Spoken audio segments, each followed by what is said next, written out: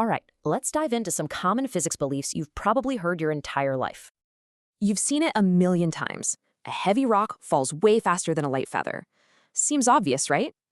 But what if I told you that simple observation is completely wrong? Let's break it down. The real reason for the difference isn't weight. It's something all around us, air resistance. Take away the air, and a hammer and a feather hit the ground at the exact same time. Now, for another huge one, astronauts float because space has zero gravity. We've all heard this. Truth is, they're constantly falling. They're just moving so fast sideways that they keep missing the Earth. Okay, let's come back down to Earth and talk about friction. It always seems like the bad guy. We're all taught that friction is just this force that slows things down and works against us.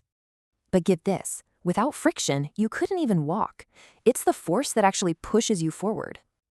You know that feeling of being thrown forward when a car suddenly stops? You might think that's a force.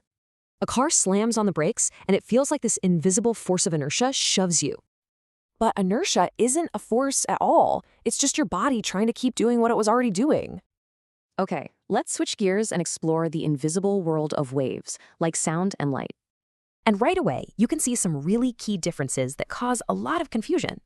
So we hear sound through the air. It makes sense that it would travel fastest through it, right? Turns out, it's the complete opposite. Sound actually travels fastest through solids. So if sound needs stuff to travel through, well then light must need something too, right? Nope. Light is totally different. It can zip through the massive vacuum of space to get here from the sun. And last up, let's look at something you've seen a million times, a circuit diagram. We draw current going from positive to negative, but the electrons, they're actually flowing the other way. So what's the big takeaway?